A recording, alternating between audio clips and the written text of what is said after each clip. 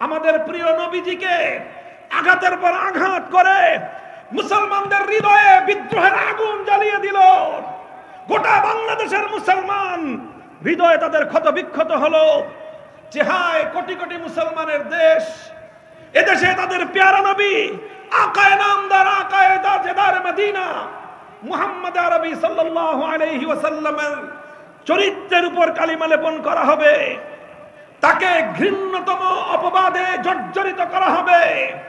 আমার নবীর পবিত্র চরিত্রকে কালিমা লেপন করার এই ধরনের অপতৎপরতা, ঘৃণ্য ষড়যন্ত্র যখন পরিচালিত হয়, সেই সময়ে সেই ঘৃণ্য কালপিট নবীর বিরুদ্ধে চরম দুশমন, নবীজিকে কটাক্ষকারী কুখ্যাত থাবা বাবা নামে রাজীব আহমেদ নামে এক কুখ্যাত কুলাঙ্গার ব্লগার আল্লাহর পয়গম্বরের কোন এক আশেকের রাসূলের ক্ষোভের শিকার হয়ে ধ্বংসপ্রাপ্ত হয়ে গেল। ক্ষমতার মসনদে বসে লেডি ফেরাউন ঘোষণা দিলেন, আমার নবীর দুশমন নবীজির চরিত্রের উপর কালিমা লেপনকারী কুখ্যাত থাবা বাবা রাজীব আহমেদকে তিনি দ্বিতীয় মুক্তিযুদ্ধের প্রথম শহীদ বলে আখ্যায়িত করলেন। ইতিহাস মুছে যাওয়া ইতিহাস বলছি না, ইতিহাসের এই কথাগুলো এ জাতিকে মনে রাখতে হবে। ইতিহাস ভুলে গেলে ভবিষ্যৎ নির্মাণ করা সম্ভব হবে না। 2013 সালে যখন এভাবেই কুখ্যাত নবীর দুশমন আল্লাহর পয়গম্বরের চরিত্রের উপর, নবীজির পুত পবিত্র ইতিহাসের উপর, নবীজির জীবনাচরণের উপর এমন কলঙ্কজনক, জঘন্য, বর্বরতম, ঘৃণ্যতম আক্রমণ পরিচালনা করেছিল যেই চক্র, সেই চক্রের প্রধান হোতা ছিল এই রাজীব ওরফে থাবা বাবা। আর তাকে তৎকালীন প্রধানমন্ত্রী দ্বিতীয় মুক্তিযুদ্ধের প্রথম শহীদ বলে আখ্যায়িত করলেন, তার প্রতি শ্রদ্ধা জানালেন। তিনি আমার নবীর দুশমনকে তিনি সম্মান করলেন। আমার নবীর উপর নবীর চরিত্রের উপর কালেমা লেপনকারী কুখ্যাত নবীর দুশমনকে সম্মান জানিয়ে প্রকারান্তরে এদেশের কোটি কোটি মুসলমানদের হৃদয়ের উপর তিনি বর্বরতম আক্রমণ পরিচালনা করলেন। এদেশের মানুষের হৃদয়ে ক্ষোভের আগুন জ্বলে উঠল। প্রতিটি মুমিনের হৃদয়ে তখন ক্ষোভের আগুন, গোটা বাংলাদেশ তখন অগ্নিগর্ভ। এদেশের মানুষের হৃদয়ে তখন তুষের আগুন দাউ দাউ করে জ্বলছে, কিন্তু বলার কেউ নাই। চারিদিকে এক ভয়াবহ নীরবতা, মুখ খুলবার সাহস কারো নাই। চারিদিকে ভয়াল ত্রাসের রাজত্ব কায়েম করা হয়েছিল। চতুর্দিকে শঙ্কা, চতুর্দিকে গুম আর খুনের এক মৃত্যুপুরী পরিণত করা হয়েছিল বাংলাদেশ। ঠিক ওই সময়ে হঠাৎ বাংলার আকাশে ধূমকেতুর মতো এক আলোকোজ্জ্বল মশাল আবির্ভূত হলো। বাংলাদেশের মুসলমানদের ত্রাতা হিসেবে, আল্লাহর রহমত এবং আল্লাহর নুসরত এবং গায়েবী সাহায্য হিসেবে বাংলাদেশের মানুষের কাছে একটি নামের আবির্ভাব ঘটলো। সে নামটাই হলো হেফাজতে ইসলাম বাংলাদেশ। সে নামটাই হলো আল্লামা শাহ আহমদ শফি রহমতুল্লাহ আলাইহি। সেই নামটাই হলো আল্লামা জুনায়েদ বাবুনগরী রহমতুল্লাহ আলাইহি। মুহতারাম হাজিরিন, এরপরের ইতিহাস এপ্রিল মাসের 6 তারিখ শাপলা চত্বরে লং মার্চের ইতিহাস। এরপরের ইতিহাস 2013 সালের 5ই মে বাংলার মাটিতে নতুন বালাকোট রচিত হওয়ার ইতিহাস। শাপলা চত্বরে আমাদের একত্রিত হওয়ার ইতিহাস। শাপলা চত্বরকে এবং শুধু শাপলা নয়, গোটা বাংলাদেশের রাজধানী, মসজিদের শহর ঢাকার শহরকে শাহাদাতের পবিত্র রক্ত দিয়ে ধুয়ে মুছে পবিত্র করবার ইতিহাস। গোটা বাংলাদেশে আল্লাহর পয়গম্বরের দুশমনের বিরুদ্ধে নবী প্রেমের মশাল প্রজ্বলিত করবার ইতিহাস। এরপরের ইতিহাস আওয়ামী বর্বর এবং জাহেলিয়াতের বিরুদ্ধে ধর্মপ্রাণ মুসলমানদের হেফাজতে ইসলামের উত্থানের ইতিহাস।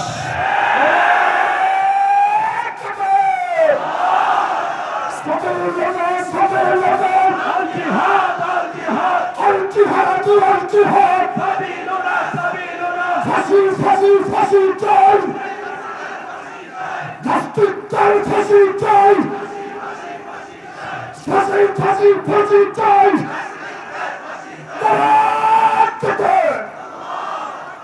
মুহতারাম হাজিরিন, আমি আপনাদেরকে স্মরণ করিয়ে দিচ্ছি সেই ইতিহাসগুলো।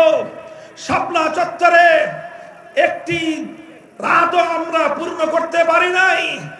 24 ঘন্টার সময় আল্লাহর নবীর আশিকদের জন্য রাজধানীর রাজপথকে ব্যবহার করবার সুযোগ দেওয়া হয় নাই।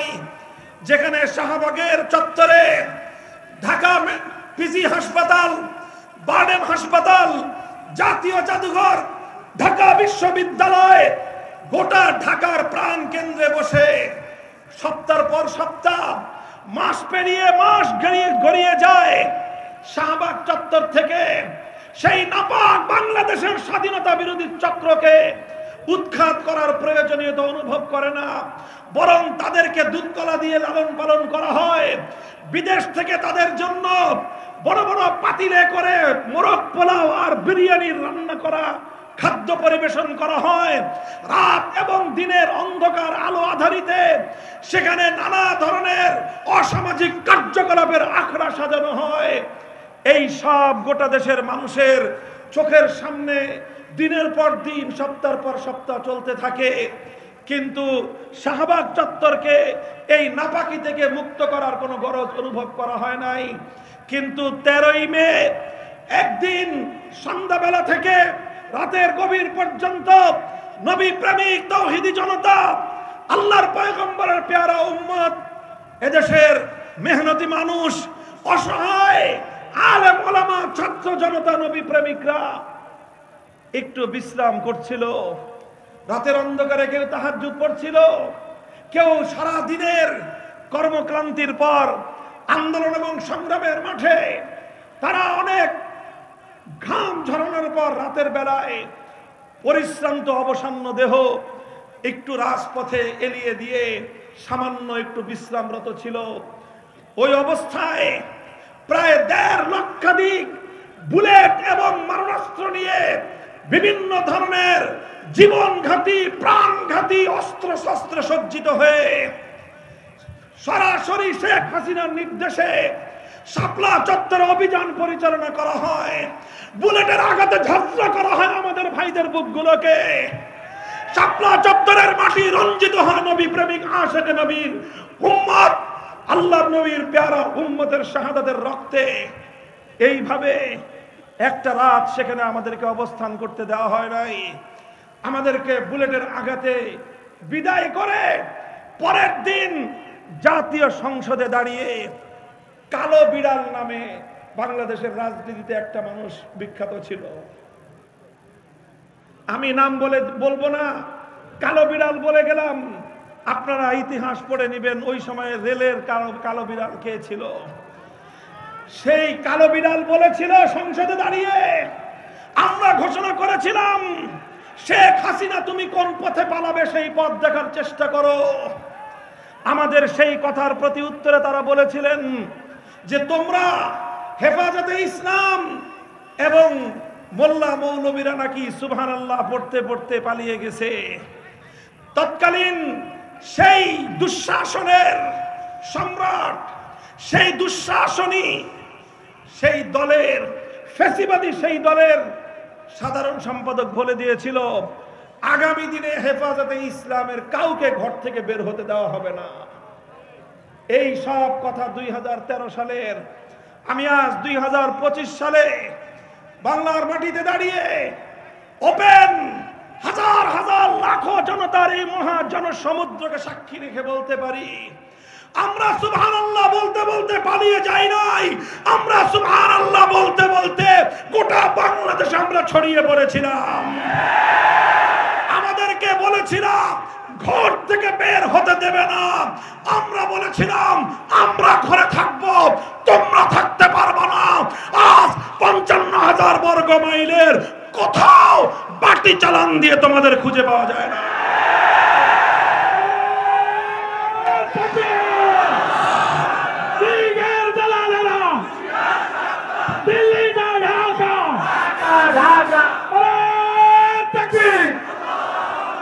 মুহতারাম হাজিরিন, ইসলামী পরিচয়কে ভৌগোলিক পরিচয়ের উপর প্রাধান্য দিয়ে তারা মুসলমানদের সঙ্গে আলাদা মুসলিম রাষ্ট্রে অংশগ্রহণ করবে।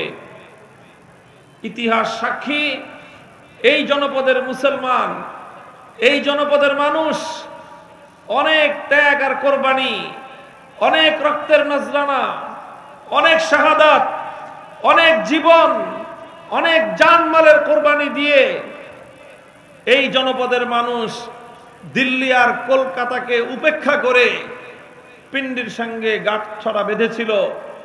উদ্দেশ্য একটাই ছিল যে আমরা ভৌগোলিকভাবে যেখানেই থাকি না কেন আমাদের পরিচয় হলো আমরা মুসলমান, আমাদের হৃদয়ের কালিমা হলো লা ইলাহা ইল্লাল্লাহ। মুহতারাম হাজিরিন, আমাদের দেশের মানুষের স্বপ্ন ছিল, প্রত্যাশা ছিল আমরা মুসলমান, আমাদের দেশটা চলবে আল্লাহর কোরআনের বিধান অনুযায়ী।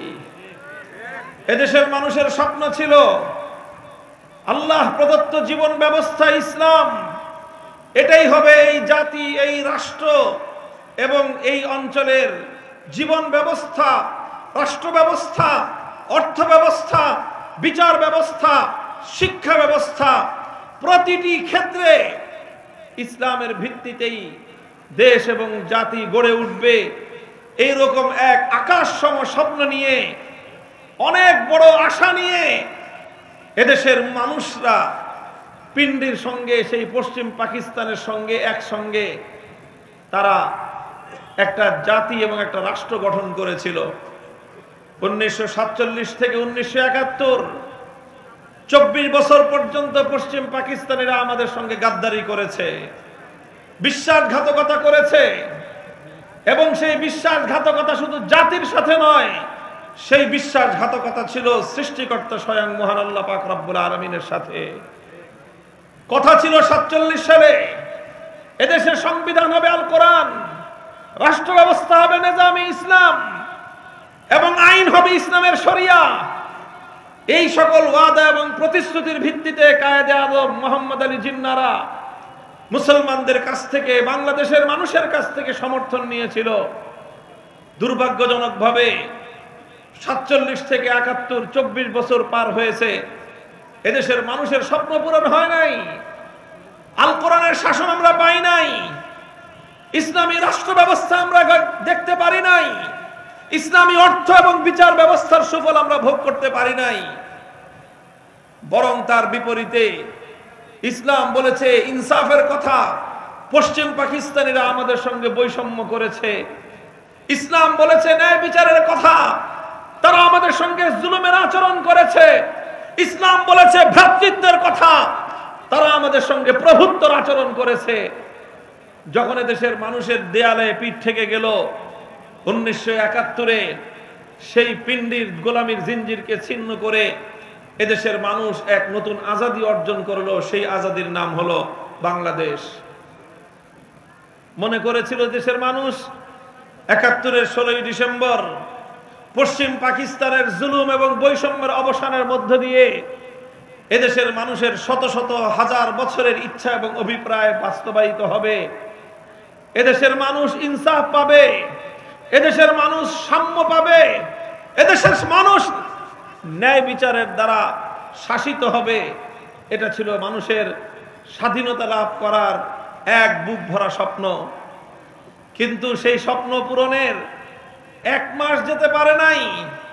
72-এর জানুয়ারি মাসেই সেই স্বাধীনতা সংগ্রামের যে প্রধান নেতা ছিলেন শেখ মুজিবুর রহমান সাহেব, তিনি পশ্চিম পাকিস্তান থেকে মুক্তি লাভ করে এদেশে না এসে লন্ডনে গিয়েছেন। লন্ডন থেকে বাংলাদেশের মানুষের কাছে ফিরে না এসে তার প্লেন ল্যান্ড করেছিল নয়াদিল্লিতে। তিনি বাংলাদেশের মানুষের কাছে প্রথম আসেন নাই, প্রথমে তিনি গিয়েছেন ভারতের প্রধানমন্ত্রী শ্রীমতী ইন্দিরা গান্ধীর কাছে। তখনই এদেশের মানুষ হতাশ হয়েছে। ইন্দিরা গান্ধী শেখ মুজিবুর রহমান সাহেবকে একটা চিরকুট ধরায় দিলেন, একটা প্রেসক্রিপশন ধরায় দিলেন কিভাবে বাংলাদেশের সংবিধান তৈরি হবে, কিভাবে এদেশের আগামীর ভবিষ্যৎ নির্মাণ হবে। এদেশের মানুষের ভবিষ্যৎ পদ্ধতি, তাদের রুটম্যাপ কি হবে, ভারতের প্রধানমন্ত্রী শ্রীমতী ইন্দিরা গান্ধী নির্ণয় করে দিলেন। শেখ মুজিব সাহেব ইন্দিরা গান্ধীর প্রেসক্রিপশন নিয়ে বাংলাদেশে আসলেন। বাংলাদেশে এসে ৭২-এর সংবিধান রচনা করলেন। আর সেই সংবিধানের মধ্যে ভারতের প্রেসক্রিপশন অনুযায়ী ভারতীয় সংবিধানের মূলনীতিগুলোকে কপি পেস্ট করলেন বাংলাদেশের সংবিধানে।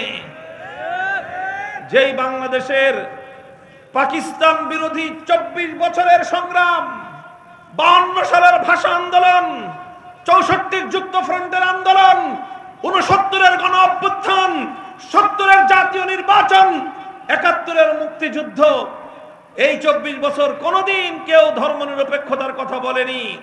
হঠাৎ করে পাতাল ফুঁড়ে ৭২ সালের সংবিধানের মাথার উপর এসে ধর্মনিরপেক্ষ মতবাদ নামক ইসলাম বিরোধী চরম কুফরি মতবাদ বাংলাদেশের মানুষের স্বপ্নকে ধূলিসাৎ করে দিল। বাংলাদেশের মানুষের স্বপ্নকে তিনি দুপায়ে ধরলেন। এদেশের মানুষ অনেক স্বপ্ন নিয়ে শেখ মুজিবুর রহমান সাহেবকে অনেক সমর্থন দিয়েছিল। তারা তাদের মহান নেতা হিসেবে তাকে অভিষিক্ত করেছিল। কিন্তু তিনি এদেশের মানুষ নয়, বরং তিনি এদেশের হাজার হাজার শহীদের বুকের রক্তে অর্জিত স্বাধীনতার বিজয়কে ভারতের মাতার তলে ভারত মাতার চরণ তলে বলি দিয়েছিলেন। ৭২-এ নতুন এক সংবিধান তৈরি হয়, ৭২-এ নতুন একটা চেতনা তৈরি হয়, ৭২-এ নতুন একটা রাজনৈতিক দর্শন বাংলাদেশে জন্ম লাভ করে। দুর্ভাগ্য হলো ৭২-এর জন্ম নেওয়া সেই চেতনা, ৭২-এর জন্ম নেওয়া সেই রাজনৈতিক দর্শন ৭২-এর নামে মার্কেটিং হয় নাই, হয়েছে ৭১-এর নামে। ৭২-এর চেতনাকে এদেশের মানুষের কাছে ৭১-এর চেতনা বলে মানুষকে বোঝানো হয়েছে। মানুষকে বোঝানো হয়েছে ৭২-এর ধর্মনিরপেক্ষতা, ৭১-এর মুক্তিযুদ্ধের চেতনা। বলা হয়েছে ৭২-এর সংবিধান, ৭১-এর মুক্তিযুদ্ধের অর্জন। বলা হয়েছে ৭২-এর রাজনৈতিক দর্শনটাই হলো ৭১-এর মুক্তিযোদ্ধাদের আদর্শ। এভাবেই ১৯৭১-এর মহান মুক্তিযুদ্ধের হাজার হাজার মানুষের রক্তের সঙ্গে গাদ্দারি করে ৭২-এর বাকশালী ব্যবস্থা কায়েম করা হয়েছিল। মুহতারাম হাজিরিন, এরপরের ইতিহাস বঞ্চনার ইতিহাস, এরপরের ইতিহাস আমাদের দুর্ভাগ্যের ইতিহাস, এরপরের ইতিহাস আমাদের হাজার বছরের পূর্বপুরুষদের অশ্রু ঘাম আর রক্তের সঙ্গে গাদ্দারি করবার ইতিহাস। এরপরের ইতিহাস এই ৭২-এর ভারতীয় ধর্মনিরপেক্ষতার ভিত্তিতে মুসলিম জাতিসত্তার পরিচয় মুছে ফেলে আমাদের ১৯০৫, ১৯৪৭ সহ আমাদের অতীতের প্রতিটি অর্জনকে বিসর্জন দেওয়ার, হাইজ্যাক করার, ধ্বংস করে দেওয়ার এক ইতিহাসের পরম্পরা পরিচালিত হয়েছে। ১৯৭২ থেকে ২০২৪ সাল পর্যন্ত এদেশের মানুষকে এভাবেই বোকা বানানো হয়েছে। যখন এদেশের মানুষ ইসলামের কথা বলেছে, যখন এদেশের মানুষ ইসলামী রাষ্ট্র প্রতিষ্ঠার কথা বলেছে, তখনই সেটাকে মুক্তিযুদ্ধের চেতনা বিরোধী সাব্যস্ত করার চেষ্টা করা হয়েছে। যখন এদেশের মানুষ ইসলামী রাষ্ট্র প্রতিষ্ঠার জন্য মাঠে নেমেছে, তখনই তাদেরকে রাজাকার আখ্যায়িত করার চেষ্টা করা হয়েছে। যখন এদেশের মানুষ আল কোরআনের রাজ কায়েম এক সেবাদাসী বাংলাদেশ এবং বাংলাদেশের ইসলাম আর বাংলাদেশের মুসলমানদের হাজার বছরের ইচ্ছাকে অন্য আরেকটি দেশের ইচ্ছার সামনে জলাঞ্জলি দেওয়ার মতো এক ভিনদেশী ক্রীড়নক বাংলাদেশের ক্ষমতার মসনদে অধিষ্ঠিত হলো। ২০০৮ সাল থেকে ২০১৩ সাল চলল দুর্ভাগ্যজনক একটার পর একটা কার্যকলাপ। যারাই বাংলাদেশে ইসলামী রাষ্ট্র প্রতিষ্ঠার কথা বলে, যারা বাংলাদেশের সংবিধানে আল্লাহর উপর অবিচল আস্থা এবং বিশ্বাসের কথা বলে, যারা ইসলামী ঐতিহ্যের কথা বলে, তাদের বিরুদ্ধে রাষ্ট্রীয় খড়গ নেমে আসলো। চলতে চলতে আসলো ২০১৩ সাল।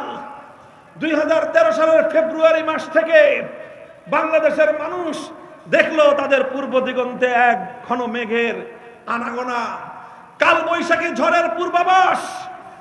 2013 সালে শাহবাগের চত্বরে একটা নাপাক মঞ্চ তৈরি হলো।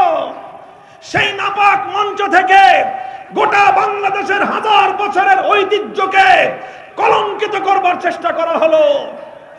শাহবাগের সেই নাপাক মঞ্চ থেকে বাংলাদেশের স্বাধীনতাকে চ্যালেঞ্জ করা হলো। বাংলাদেশ রাষ্ট্র এবং সরকারকে উপেক্ষা করে শাহবাগে নতুন এক রাষ্ট্র গঠন করা হলো। সেই রাষ্ট্রের সরকারের নাম হলো ইমরানের সরকার। ইতিহাস স্মরণ করায় দিতেছি, অন্য কথা বলবো না। এখন অন্য কথা বলার সময় এখন নাই। এখন হলো আমাদের সন্তানদের, এদেশের মানুষের রাজনৈতিক সচেতন হওয়ার সময়। রাজনৈতিকভাবে ভুল করলে আমাদেরকে পস্তাতে হবে। 2013 সালের সেই সময়ে শাহবাগকে কেন্দ্র করে গোটা বাংলাদেশ এবং বাংলাদেশের ঐতিহ্যের বিরুদ্ধে একটা যুদ্ধ পরিচালনা করা হয়। আপনাদের মনে থাকার কথা, যাদের বয়স অন্তত 25-30 বছর, তারা সেই দুঃসহ স্মৃতির কথা ভুলে যাওয়ার কথা না। বেশি তো আগের কথা না, 2013 সাল থেকে আজ 2025, মাত্র 12 বছর আগের কথা। এই 12 বছর আগের সেই সময় আমরা ফেব্রুয়ারি মার্চ এই সময়টা জুড়ে বাংলাদেশের যেখানেই যেতাম, সন্ধ্যা ঘনিয়ে আসার আগেই দেখা যেত প্রতিটি পাড়ায়, মহল্লায়, উপজেলায়, থানায়, এমনকি গ্রামের বাজারগুলোতে এক শ্রেণীর মানুষ তারা প্রদীপ জ্বালিয়ে দাঁড়ায় আছে। সন্ধ্যাবেলায় প্রদীপ জ্বালায় রাস্তায় দাঁড়িয়ে থাকা হিন্দুয়ানি কালচার। এটা হিন্দুয়ানি কালচার। মঙ্গল প্রদীপের অমঙ্গল শোভাযাত্রা দিয়ে গোটা বাংলাদেশের ইতিহাসকে সয়লাব করে দেওয়ার পায়তারা করা হলো। আর শাহবাগের ওই নাপাক মঞ্চ থেকে ব্লগার চক্র ইতিহাসের ঘৃণ্যতম আক্রমণ পরিচালনা করলো ইসলামের বিরুদ্ধে। ইসলামের নবী, মানবতার নবী, বিশ্ব নবী মুহাম্মদুর রাসূলুল্লাহ সাল্লাল্লাহু আলাইহি ওয়াসাল্লামের বিরুদ্ধে ঘৃণ্য কটূক্তি করলো। এমন এমন ঘৃণ্য ভাষা তারা ব্যবহার করলো, যেই ভাষা কোনো মুসলমান তো দূরের কথা, যেই শব্দগুলো কোনো মুসলমান দূরের কথা, কোন বিবেকবান মানুষ মুখে উচ্চারণ করতে লজ্জাবোধ করবে। সেই ধরনের অপবিত্র বাক্য বানে আমার প্রিয় নবীকে রক্তাক্ত করা হলো। আমাদের প্রিয় নবীজিকে আঘাতের পর আঘাত করে মুসলমানদের হৃদয়ে বিদ্রোহের আগুন জ্বালিয়ে দিল। গোটা বাংলাদেশের মুসলমান হৃদয়ে তাদের ক্ষত বিক্ষত হলো।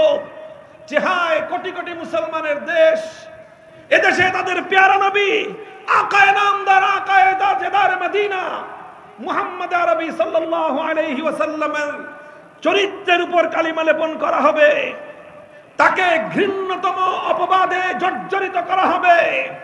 আমার নবীর পবিত্র চরিত্রকে কালিমা লেপন করার এই ধরনের অপতৎপরতা, ঘৃণ্য ষড়যন্ত্র যখন পরিচালিত হয়, সেই সময়ে সেই ঘৃণ্য কালপিট, নবীর বিরুদ্ধে চরম দুশ্মন, নবীজিকে কটাক্ষকারী কুখ্যাত থাবা বাবা নামে রাজীব আহমেদ নামে এক কুখ্যাত কুলাঙ্গার ব্লগার, আল্লাহর পয়গম্বরের কোন এক আশেকের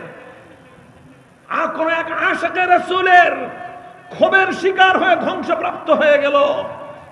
ক্ষমতার মসনদে বসে লেডি ফেরাউন ঘোষণা দিলেন, আমার নবীর দুশ্মন, নবীজির চরিত্রের উপর কালিমা লেপনকারী কুখ্যাত থাবা বাবা রাজীব আহমেদকে তিনি দ্বিতীয় মুক্তিযুদ্ধের প্রথম শহীদ বলে আখ্যায়িত করলেন। ইতিহাস মুছে যাওয়া ইতিহাস বলছি না, ইতিহাসের এই কথাগুলো এ জাতিকে মনে রাখতে হবে। ইতিহাস ভুলে গেলে ভবিষ্যৎ নির্মাণ করা সম্ভব হবে না। 2013 সালে যখন এভাবেই কুখ্যাত নবীর দুশ্মন আল্লাহর পয়গম্বরের চরিত্রের উপর, নবীজির পুত পবিত্র ইতিহাসের উপর, নবীজির জীবনাচরণের উপর এমন কলঙ্কজনক, জঘন্য, বর্বরতম, ঘৃণ্যতম আক্রমণ আক্রমণ পরিচালনা করেছিল যেই চক্র, সেই চক্রের প্রধান হোতা ছিল এই রাজীব ওরফে থাবা বাবা। আর তাকে তৎকালীন প্রধানমন্ত্রী দ্বিতীয় মুক্তিযুদ্ধের প্রথম শহীদ বলে আখ্যায়িত করলেন, তার প্রতি শ্রদ্ধা জানালেন। তিনি আমার নবীর দুশমনকে তিনি সম্মান করলেন, আমার নবীর উপর চরিত্র কালেমা, নবীর চরিত্রের উপর কালেমা লেপনকারী কুখ্যাত নবীর দুশমনকে সম্মান জানিয়ে প্রকারান্তরে এদেশের কোটি কোটি মুসলমানদের হৃদয়ের উপর তিনি বর্বরতম আক্রমণ পরিচালনা করলেন। এদেশের মানুষের হৃদয়ে ক্ষোভের আগুন জ্বলে উঠল। প্রতিটি মুমিনের হৃদয়ে তখন ক্ষোভের আগুন, গোটা বাংলাদেশ তখন অগ্নিগর্ভ। এদেশের মানুষের হৃদয়ে তখন তুষের আগুন দাউ দাউ করে জ্বলছে, কিন্তু বলার কেউ নাই। চারিদিকে এক ভয়াবহ নীরবতা, মুখ খুলবার সাহস কারো নাই। চারিদিকে ভয়াল ত্রাসের রাজত্ব কায়েম করা হয়েছিল। চতুর্দিকে শঙ্কা, চতুর্দিকে গুম আর খুনের এক মৃত্যুপুরী পরিণত করা হয়েছিল বাংলাদেশ। ঠিক ওই সময়ে হঠাৎ বাংলার আকাশে ধূমকেতুর মতো এক আলোকোজ্জ্বল মশাল আবির্ভূত হলো। বাংলাদেশের মুসলমানদের ত্রাতা হিসেবে, আল্লাহর রহমত এবং আল্লাহর নুসরত এবং গায়েবী সাহায্য হিসেবে বাংলাদেশের মানুষের কাছে একটি নামের আবির্ভাব ঘটলো। সে নামটাই হলো হেফাজতে ইসলাম বাংলাদেশ। সে নামটাই হলো আল্লামা শাহ আহমদ শফি রহমতুল্লাহ আলাইহি। সেই নামটাই হলো আল্লামা জুনায়েদ বাবুনগরী রহমতুল্লাহ আলাইহি।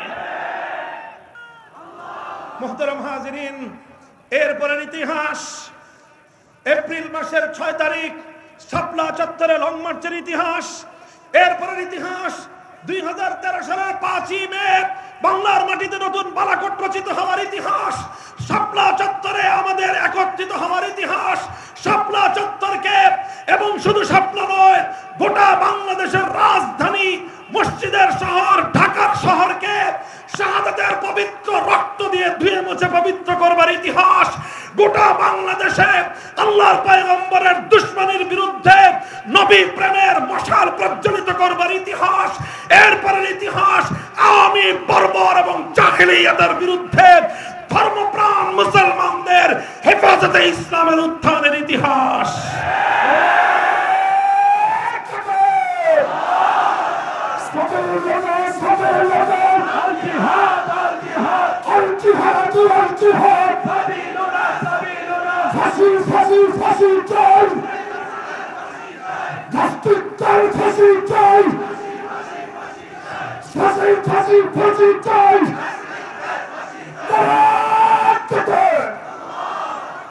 মুহতারাম হাজিরিন, আমি আপনাদেরকে স্মরণ করিয়ে দিচ্ছি সেই ইতিহাসগুলো। শাপলা চত্বরে একটি রাতও আমরা পূর্ণ করতে পারি নাই।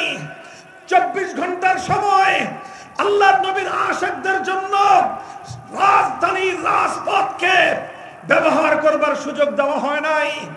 যেখানে শাহবাগের চত্বরে ঢাকা পিজি হাসপাতাল, বারডেম হাসপাতাল, জাতীয় জাদুঘর, ঢাকা বিশ্ববিদ্যালয়, গোটা ঢাকার প্রাণ কেন্দ্রে বসে সপ্তাহ পর সপ্তাহ, মাস পেরিয়ে মাস গড়িয়ে যায়, শাহবাগ চত্বর থেকে সেই নাপাক বাংলাদেশের স্বাধীনতা বিরোধী চক্রকে উৎখাত করার প্রয়োজনীয়তা অনুভব করে না, বরং তাদেরকে দুধকলা দিয়ে লালন পালন করা হয়। বিদেশ থেকে তাদের জন্য বড় বড় পাতিলে করে মোরগ পোলাও আর বিরিয়ানির রান্না করা খাদ্য পরিবেশন করা হয়।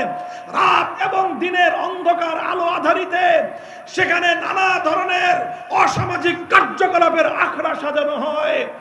এই সব গোটা দেশের মানুষের চোখের সামনে দিনের পর দিন, সপ্তাহ পর সপ্তাহ চলতে থাকে। কিন্তু শাহবাগ চত্বরকে এই নাপাকি থেকে মুক্ত করার কোনো গরজ অনুভব করা হয় নাই। কিন্তু 13ই মে একদিন সন্ধ্যাবেলা থেকে রাতের গভীর পর্যন্ত নবী প্রেমিক তাওহীদি জনতা, আল্লাহর পয়গম্বরের পেয়ারা উম্মত, এদেশের মেহনতি মানুষ, অসহায় আলেম ওলামা ছাত্র জনতা নবী প্রেমিকরা একটু বিশ্রাম করছিল। রাতের অন্ধকারে কেউ তাহাজ্জুদ পড়ছিল, কেউ সারা দিনের কর্মক্লান্তির পর আন্দোলন এবং সংগ্রামের মাঠে তারা অনেক ঘাম ঝরানোর পর রাতের বেলায় পরিশ্রান্ত অবসন্ন দেহ একটু রাজপথে এলিয়ে দিয়ে সামান্য একটু বিশ্রামরত ছিল। ওই অবস্থায় প্রায় ১.৫ লক্ষাধিক বুলেট এবং মারণাস্ত্র নিয়ে বিভিন্ন ধরনের জীবনঘাতী প্রাণঘাতী অস্ত্র শস্ত্রে সজ্জিত হয়ে সরাসরি শেখ হাসিনার নির্দেশে শাপলা চত্বরে অভিযান পরিচালনা করা হয়। বুলেটের আঘাতে ঝাঁঝরা করা হয় আমাদের ভাইদের বুকগুলোকে। শাপলা চত্বরের মাটি রঞ্জিত হয় নবী প্রেমিক আশিক নবীর উম্মত, আল্লাহর নবীর প্যারা উম্মতের শাহাদাতের রক্তে। এইভাবে একটা রাত সেখানে আমাদেরকে অবস্থান করতে দেওয়া হয় নাই। আমাদেরকে বুলেটের আঘাতে বিদায় করে পরের দিন জাতীয় সংসদে দাঁড়িয়ে কালো বিড়াল নামে বাংলাদেশের রাজনীতিতে একটা মানুষ বিখ্যাত ছিল, আমি নাম বলবো না, কালো বিড়াল বলে গেলাম, আপনারা ইতিহাস পড়ে নেবেন ওই সময় রেলের কালো বিড়াল কে ছিল। সেই কালো বিড়াল বলেছিল সংসদে দাঁড়িয়ে, আমরা ঘোষণা করেছিলাম শেখ হাসিনা তুমি কোন পথে পালাবে সেই পথ দেখার চেষ্টা করো। আমাদের সেই কথার প্রতি উত্তরে তারা বলেছিলেন যে তোমরা হেফাজতে ইসলাম এবং মোল্লা মৌলবীরা নাকি সুবহানাল্লাহ পড়তে পড়তে পালিয়ে গেছে। তৎকালীন সেই দুঃশাসনের সম্রাট, সেই দুঃশাসনী সেই দলের ফ্যাসিবাদী সেই দলের সাধারণ সম্পাদক বলে দিয়েছিল আগামী দিনে হেফাজতে ইসলামের কাউকে ঘর থেকে বের হতে দেওয়া হবে না। এই সব কথা 2013 সালের। আমি আজ 2025 সালে বাংলার মাটিতে দাঁড়িয়ে ওপেন হাজার হাজার লাখো জনতার এই মহা জনসমুদ্রকে সাক্ষী রেখে বলতে পারি, আমরা সুবহানাল্লাহ বলতে বলতে পালিয়ে যাই নাই, আমরা সুবহানাল্লাহ বলতে বলতে গোটা বাংলাদেশে আমরা ছড়িয়ে পড়েছিলাম। আমাদেরকে বলেছিলাম ঘর থেকে বের হতে দেবে না, আমরা বলেছিলাম আমরা ঘরে থাকবো, তোমরা থাকতে পারবে না। আজ 55,000 বর্গ মাইলের কোথাও বাটি চালান দিয়ে তোমাদের খুঁজে পাওয়া যায় না।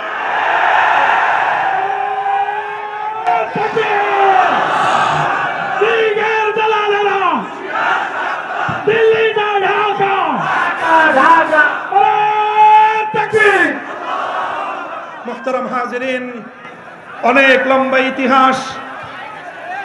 বসেন, আপনারা বসেন, এদিকে আসতে।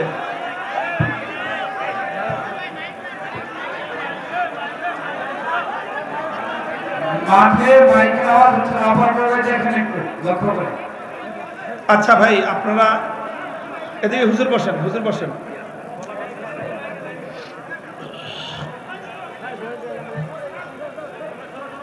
ভাই, কথার ছন্দপতন ঘটায় না আল্লাহর ওয়াস্তে। আপনারা যদি এখন শুনতে না পান কানে কানে এসে বলেন, মাঝখান থেকে হট্টগোল করলে আমি কথা বলতে পারবো না। আমার কথার ছন্দপতন হয়ে গেলে কথা শেষ করে দিব। আল্লাহর ওয়াস্তে এগুলো করবেন না, কানে কানে এসে বলবেন।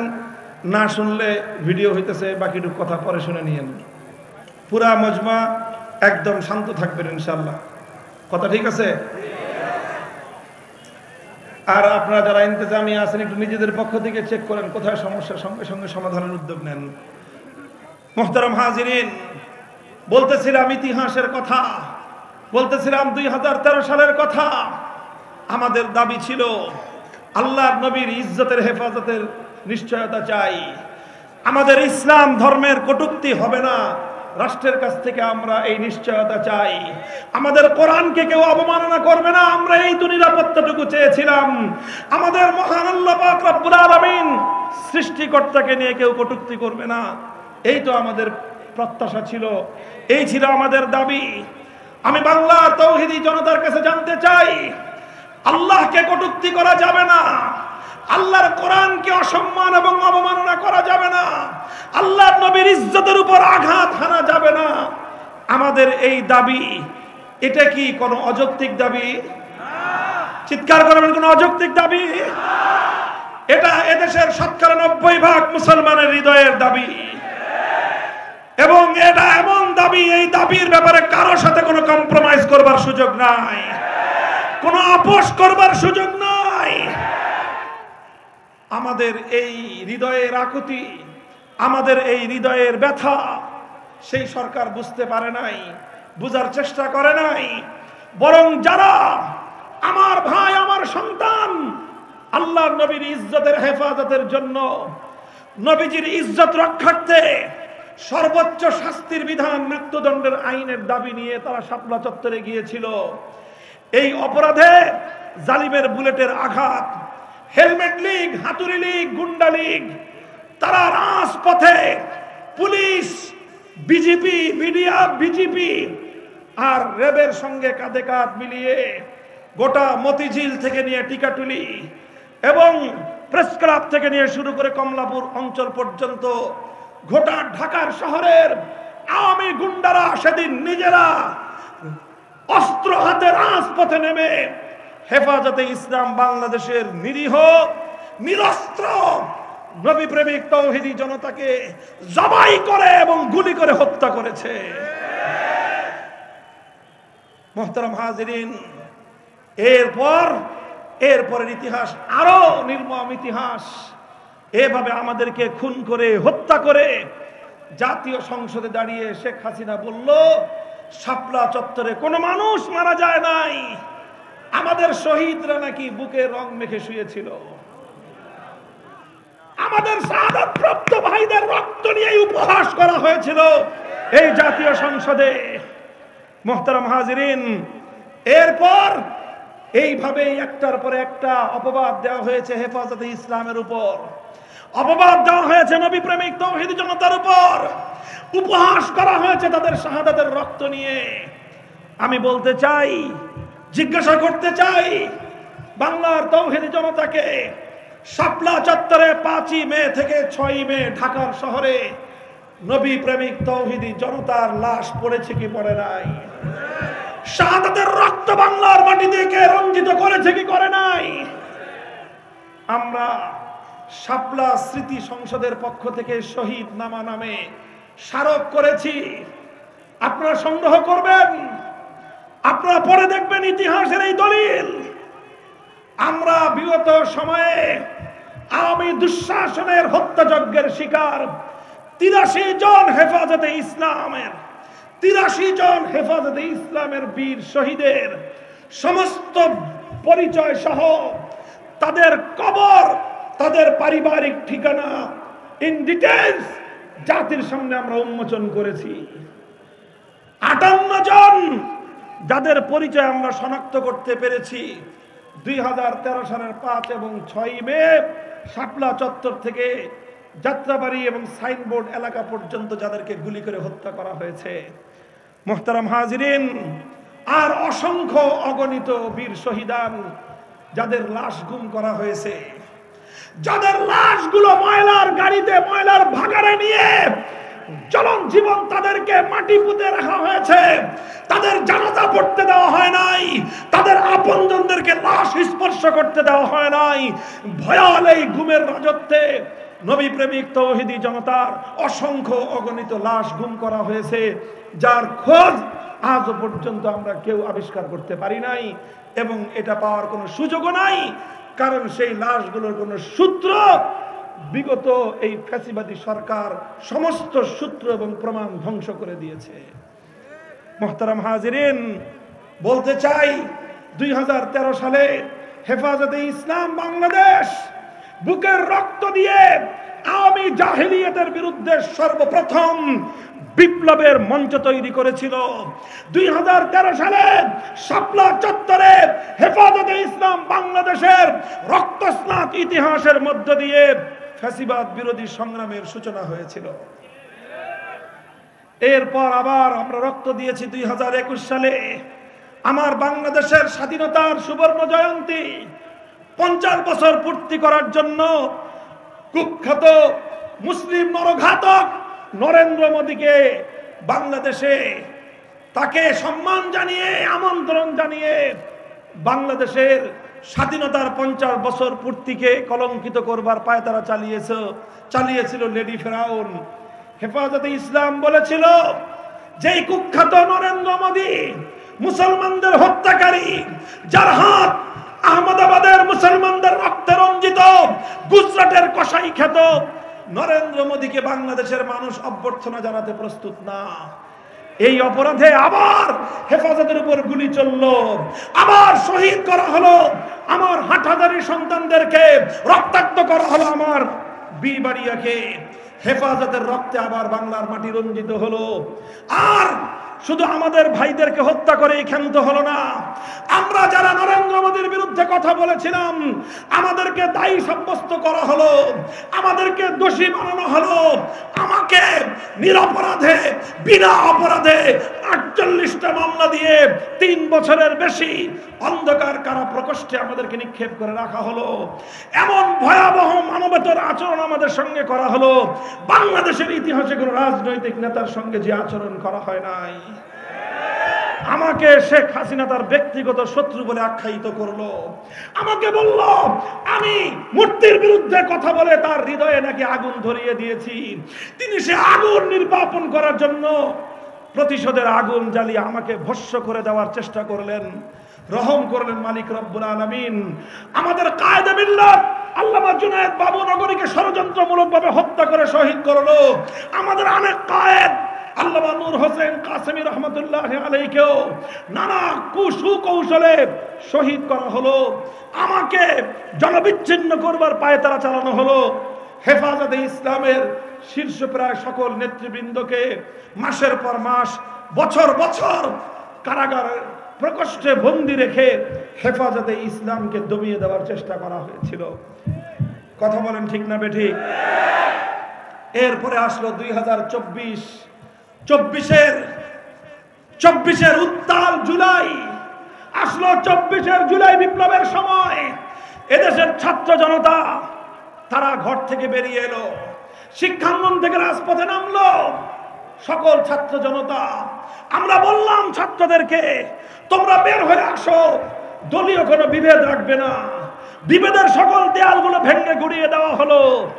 স্কুল থেকে, কলেজ থেকে, প্রাইভেট বিশ্ববিদ্যালয় থেকে, সরকারি বিশ্ববিদ্যালয় থেকে, আলিয়া মাদ্রাসা থেকে, প্রতিটি কওমি মাদ্রাসা থেকে সব ছাত্ররা হাতে হাত রাখলো। বাংলার টেকনাফ থেকে তেতুলিয়া বৈষম্যের বিরুদ্ধে তারা দুর্বার প্রতিরোধ গড়ে তুললো। ফ্যাসিবাদের বিরুদ্ধে তারা রক্ত দিল। গোটা বাংলাদেশের প্রতিটি নগর, প্রতিটি জনপদ আমার সন্তানদের রক্তে রঞ্জিত হলো। প্রায় 1.5 সহস্র বাংলার দামাল যুবকদের রক্ত নিয়ে হোলি খেললো শেখ হাসিনা এবং তার খুনি আওয়ামী লীগ, যুবলীগ, ছাত্রলীগ এবং তার গুন্ডা লীগের সদস্যরা। আমি চ্যালেঞ্জ করে বলতে পারি বাংলাদেশের কোন একটি ওয়ার্ড, ইউনিয়ন, কোন একটি ইউনিটের আওয়ামী লীগ, যুবলীগ, ছাত্রলীগের নেতারা হত্যাকাণ্ডের দায় এড়াতে পারবে না। প্রতিটি এলাকায় তারা সরাসরি তাদের নেত্রীর নির্দেশে অস্ত্র তাক করে এদেশের বিপ্লবীদের বুকের উপর বুলেট ছুঁড়ে মেরেছে এবং সেই চিত্র, তার প্রমাণ বাংলাদেশ নয় আন্তর্জাতিক গণমাধ্যমের কাছে ভিডিও, অডিও, অসংখ্য অগণিত প্রমাণ বিদ্যমান। কথা বলেন ঠিক না বেঠিক? মুহতারাম হাজিরিন, রাজনৈতিক ইতিহাস বলা আমার উদ্দেশ্য না। আমার বলার উদ্দেশ্য হলো হেফাজতে ইসলাম বাংলাদেশের, এই বাংলাদেশের জন্য তার অবদানের কথা এবং 24-এর বিপ্লবে হেফাজতে ইসলাম বাংলাদেশ এবং এদেশের আলেম সমাজ, এদেশের ইসলাম পন্থীদের পার্টিসিপেশন, তাদের অংশগ্রহণের গৌরবোজ্জ্বল ইতিহাস বলার জন্যই আমি এই ইতিহাস বললাম। আমরা এখন পরিষ্কার ভাষায় বলতে চাই, আমাদের রক্ত দিয়ে, আমাদের জীবন দিয়ে 24-এর বিপ্লবেও প্রায় শতাধিক মাদ্রাসার তালেবে ইলম, আলেম ওলামা রক্ত দিয়েছে। এত রক্ত দিলাম, এত জীবন দিলাম, আমার এই স্বাধীন বাংলার মাটিতে আবার নর্থ সাউথ বিশ্ববিদ্যালয়ের ক্যাম্পাসে আমার পবিত্র কোরআন নিয়ে ছিনিমিনি খেলা হবে, এই দৃশ্য দেখার জন্য নয়।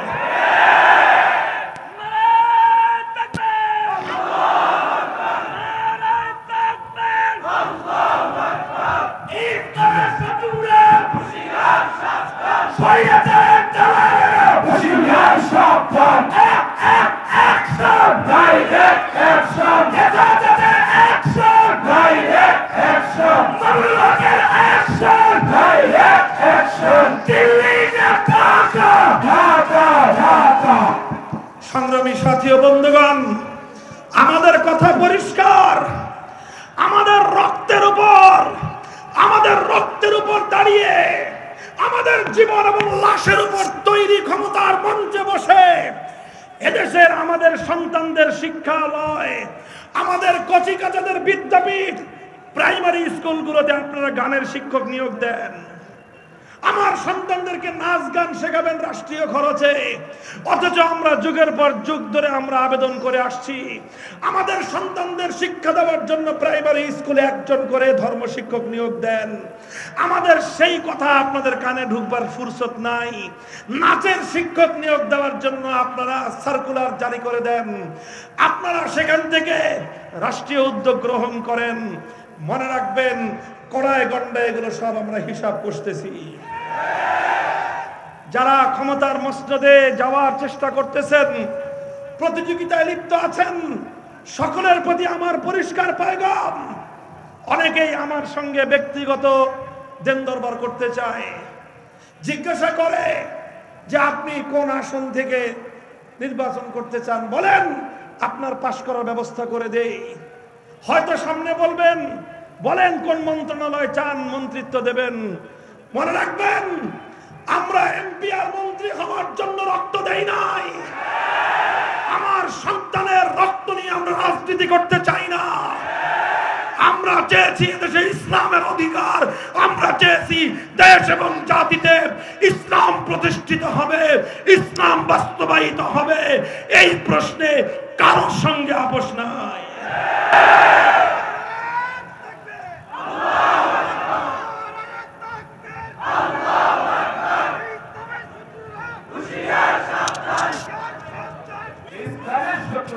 আমরা পরিষ্কার ভাষায় বলি, আমাদের কথা পরিষ্কার। প্রাইমারি স্কুলগুলোতে নাচের, নাচ গানের শিক্ষক নিয়োগের যেই সার্কুলার হয়েছে অথবা যেই সরকারি গেজেট প্রকাশ হয়েছে, সেটাকে বাতিল করতে হবে। অন্তর্বর্তীকালীন সরকার বেশি চালাকি করতে যায় না, আমাদেরকে এই শিশুর মতো প্রবোধ দেওয়ার চেষ্টা করেন না। আপনারা আবার বলে দিলেন, আমাদের একজন ধর্ম উপদেষ্টা আছেন, আমাদের লোক, শ্রদ্ধাভাজন লোক, বাংলাদেশের অন্যতম শীর্ষ আলেম, তিনি একজন মুহাদ্দিস, ইসলামিক স্কলার। তাকে দিয়ে আপনারা আমাদের ক্ষোভ প্রশমন করার চেষ্টা করেন। তাকে দিয়ে আপনারা বলালেন যে এই মুহূর্তে গানের শিক্ষক তো নিয়োগ হচ্ছে না। আমরাও জানি এই মুহূর্তে নিয়োগ করার সেই সুযোগ নাই, কিন্তু আপনারা যেই গেজেট প্রকাশ করেছেন সেই গেজেটটা প্রত্যাহার করবেন কিনা সেটা বলেন। আপনারা গানের শিক্ষক নিয়োগের গেজেট প্রকাশ করতে পারেন, আমাদের কলিজার টুকরা আল কোরআন এবং ইসলামের ধর্ম শিক্ষক নিয়োগের গেজেট প্রকাশ করতে হিন্দুদের মূর্তির ছবি দিয়ে আমাদের কোমলমতি ছেলে মেয়েদেরকে প্রাইমারি স্কুল এবং হাই স্কুলে শিরক এবং হিন্দুত্ববাদ দিয়ে দীক্ষিত করার পায়তারা চালাবেন। আমার মুসলমান সন্তানের ঈমান হরণ করবার চেষ্টা করবেন, আর আমরা মুখে আঙ্গুল দিয়ে চুষবো। আমাদেরকে এতটা অকর্মণ্য ভাবলে ভুল করবেন। মনে রাখবেন, প্রাইমারি স্কুলে ধর্ম শিক্ষক নিয়োগ দেওয়ার এজেন্ডা নিয়ে বাংলাদেশে বড় ধরনের কোন দুর্ঘটনাও ঘটতে পারে। আমাদের রক্ত দিয়ে প্রতিষ্ঠিত বিপ্লব, রক্তের বিনিময়ে অর্জিত বিপ্লব, আর সেই বিপ্লবের ফলে প্রতিষ্ঠিত অন্তর্বর্তীকালীন সরকার বিপ্লবের এই চেতনা বিপ্লবীদের আত্মার সম্মান প্রদর্শনের জন্য হলেও আল কোরআনের ইসলাম এবং ধর্ম শিক্ষক নিয়োগ দেওয়ার জন্য প্রাইমারি স্কুলে ব্যবস্থা গ্রহণ করতে হবে। কথা বলেন ঠিক না বেঠিক? আর যারা ক্ষমতায় যাওয়ার জন্য প্রতিদ্বন্দ্বিতা করতেছেন করেন, ভালো কথা, কিন্তু আগামী দিনে ক্ষমতায় এসে ইসলামের জন্য কি করবেন? যারা আল্লাহর নবীকে, আল্লাহর কোরআনকে যারা কটাক্ষ করে তাদের ব্যাপারে কি শাস্তিমূলক ব্যবস্থা গ্রহণ করবেন তার প্রতিশ্রুতি জাতির সামনে আগে দিতে হবে। সেগুলো আগে পরিষ্কার করেন, তারপরে দেন দরবার হবে। কথা বলেন ঠিক না বেঠিক? আমির হেফাজত আল্লামা শাহ মুহিবুল্লাহ বাবুনগরীর হাফিজাহুল্লাহ তাআলা ওয়া রাহ, তিনি তার সর্বোচ্চ অভিভাবকত্বের জায়গা থেকে বিভিন্ন দল মতকে, বিভিন্ন রাজনৈতিক শক্তিকে উপদেশ দিয়ে থাকেন। ওনার উপদেশ মানবার চেষ্টা করেন। যদি ওনার উপদেশ মানতে না পারেন, নিজেদের দুর্বলতাকে খোঁজার চেষ্টা করেন, ওনাকে কটাক্ষ করবার চেষ্টা করবেন না। মনে রাখবেন, আল্লামা মুহিবুল্লাহ বাবুনগরী সেই ব্যক্তিত্ব, আমি বর্বরতার তুফানের সময় যিনি একা রাজপথে বুক টান করে দাঁড়িয়ে গিয়েছিলেন, তিনি আমাদের মাথার উপর বটবৃক্ষ হিসেবে আছেন। তার অসম্মান হেফাজতে ইসলামের অসম্মান। এটা এদেশের আলেম সমাজ ভালো চোখে দেখে না। যার যার বার্তা, সবাইকে আমি আমার বার্তা পরিষ্কার করে দিলাম। আমাদের বার্তাগুলো নিয়ে ভালোভাবে আপনারা অ্যানালাইসিস করেন। এদেশের আলেম সমাজের হৃদয়ের কথা অনুধাবন করার চেষ্টা করেন। আমরা পরিষ্কার বার্তা দিয়ে যাই, 2024-এর বিপ্লব এদেশের আগামী দিনে ইসলামী রাষ্ট্র প্রতিষ্ঠার প্রাথমিক বুনিয়াদ গড়ে দিয়েছে। এরপরের যে বিপ্লব হবে, এরপরের যে অভ্যুত্থান হবে, সেই অভ্যুত্থান, সেই বিপ্লবের পর এদেশের বাংলাদেশ হবে ইসলামের বাংলাদেশ, খেলাফতের বাংলাদেশ।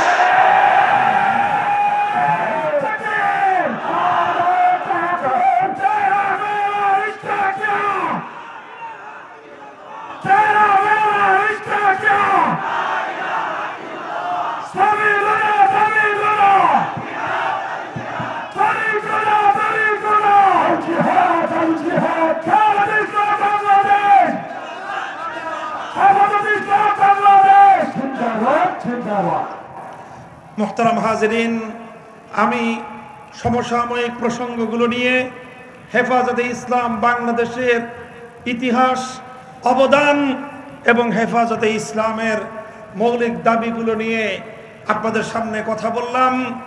শেরপুর জেলা হেফাজতে ইসলাম বাংলাদেশ এই সকল মত এবং পথের আলেম ওলামা, ধর্মপ্রাণ মুসলমানদেরকে আপনারা সঙ্গবদ্ধ রাখবেন। আমাদের কায়েদে মিল্লাত আল্লামা জুনায়েদ বাবুনগরী রহমতুল্লাহ আলাইহি একটা কথা বলেছিলেন। উনি বলেছিলেন, এদেশের প্রত্যেকটি মসজিদের সকল মুসল্লি হেফাজতে ইসলামের নেতা কর্মী। যারা নামাজি তারাই হেফাজতের নেতা কর্মী। এর বাইরে হেফাজতে ইসলামের নেতা কর্মীর আলাদা কোনো তালিকা নাই। কাজেই এভাবে সবাইকে সঙ্গে নিয়ে, আপনার রাজনৈতিক ঠিকানা ভিন্ন হতে পারে, ইসলামের প্রশ্নে আমরা ঐক্যবদ্ধ থাকতে চাই। কথা বলেন ঠিক না বেঠিক? যার যার রাজনৈতিক দলে ইসলামের প্রশ্নে আপনার দলের তৃণমূল থেকে কেন্দ্রীয় পর্যায়ে আপনারা বার্তা পৌঁছে দেন। দলের কেন্দ্রীয় নেতৃত্ব যদি ইসলামের পথে না থাকে, ইসলামের পক্ষে না থাকে, তাহলে তৃণমূল কেন্দ্রীয় নেতৃত্বের সাথে থাকবে না। এই বার্তা আপনারা পৌঁছে দেবেন ইনশাআল্লাহ। ইনশাআল্লাহ আগামীর বাংলাদেশ হবে, সবাই বলেন আগামীর বাংলাদেশ হবে, আগামীর বাংলাদেশ খেলাফতের বাংলাদেশ। নাসরুম মিনাল্লাহি ওয়া ফাতহুন করিব ওয়া আখিরু দাওয়ানা আলহামদুলিল্লাহি রাব্বিল আলামিন। আসসালামু আলাইকুম ওয়া রাহমাতুল্লাহ।